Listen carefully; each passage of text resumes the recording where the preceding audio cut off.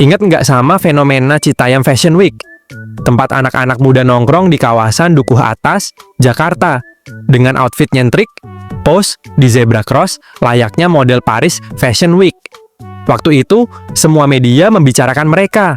Dari YouTube, TikTok, sampai berita TV, semuanya membahas fenomena ini. Tapi sekarang sepi. Zebra cross itu kembali jadi jalur penyeberangan biasa.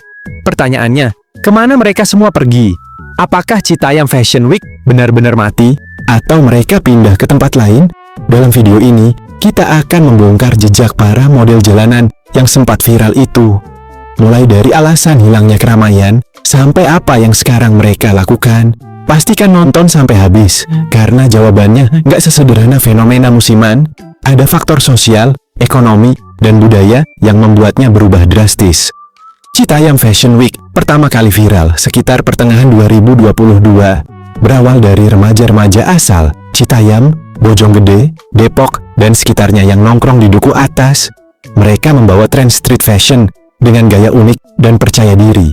Fenomena ini langsung mencuri perhatian karena jarang sekali ada anak-anak pinggiran kota menginvasi pusat kota dengan kepercayaan diri seperti itu. Banyak orang melihatnya sebagai bentuk kebebasan berekspresi. Namun, popularitas ini juga memicu pro dan kontra.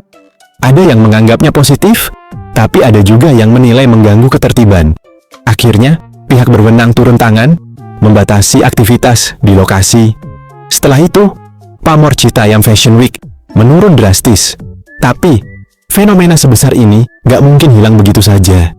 Pasti ada cerita di balik kepergian para pelaku dan bagaimana tren ini berubah bentuk.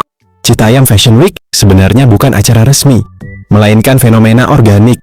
Remaja yang awalnya hanya nongkrong di sekitar stasiun Dukuh Atas, mulai unjuk gaya, difoto, dan diunggah ke media sosial. Konten ini viral, memancing lebih banyak orang datang. Bahkan, influencer dan selebritas ikut meramaikan. Momen ini mengubah citra Dukuh Atas menjadi catwalk dadakan. Keunikan mereka terletak pada keberanian tampil dengan outfit apa adanya, kadang campuran merek mahal dan murah, kadang hanya memanfaatkan kreativitas styling. Media sosial menjadi mesin utama penyebarannya dengan algoritma yang mendorong konten unik naik ke FYP. Inilah yang membuat Citayam Fashion Week begitu cepat populer. Tapi, seperti tren internet lainnya, yang naik cepat seringkali juga turun cepat jika tidak ada strategi mempertahankannya. Penurunan Citayam Fashion Week terjadi karena beberapa faktor. Pertama, intervensi pihak berwenang yang membatasi aktivitas di zebra cross demi alasan keselamatan dan ketertiban. Kedua, kejenuhan publik, konten yang awalnya segar lama-lama terasa repetitif. Ketiga, masuknya terlalu banyak pihak luar, termasuk brand dan influencer besar, membuat esensi asli Citayam Fashion Week hilang. Keempat, tekanan sosial dan ekonomi bagi para pelaku. Banyak dari mereka kembali ke rutinitas sekolah atau pekerjaan. Semua faktor ini bersatu membuat keramaian mereda. Fenomena ini mengingatkan kita bahwa tren berbasis komunitas jalanan sangat rapuh jika tidak punya wadah resmi atau dukungan berkelanjutan. Beberapa nama yang sempat viral seperti Bong, YJJ Slebeo, dan Roy Citayam masih eksis di media sosial, tapi tidak seramai dulu. Ada yang mencoba jadi influencer, ikut acara TV, atau membuat brand fashion sendiri. Namun, tidak semua berhasil mempertahankan popularitas. Sebagian kembali ke kehidupan biasa, bekerja atau melanjutkan sekolah. Ada juga yang memilih fokus di platform digital, seperti TikTok dan Instagram, memanfaatkan sisa popularitas untuk menghasilkan uang lewat endorsement. Hal ini menunjukkan bahwa Citayam Fashion Week bagi sebagian orang adalah batu loncatan, sementara bagi yang lain hanyalah momen singkat.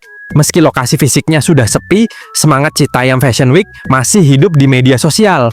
Banyak mantan pelaku dan penggemar membuat konten fashion di rumah, studio, atau lokasi lain. Konsep OOTD nyentrik masih diminati, hanya saja tidak lagi terpusat di Dukuh Atas. Media sosial memungkinkan tren ini beradaptasi tanpa batas lokasi.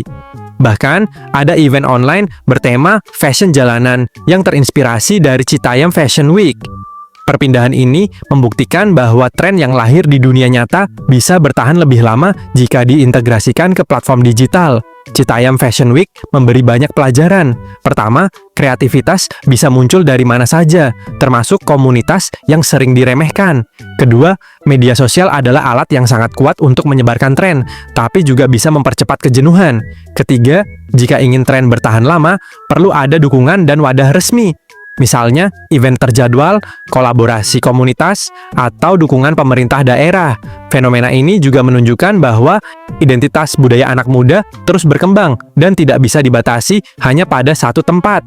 Jadi, kemana orang-orang Citayam Fashion Week?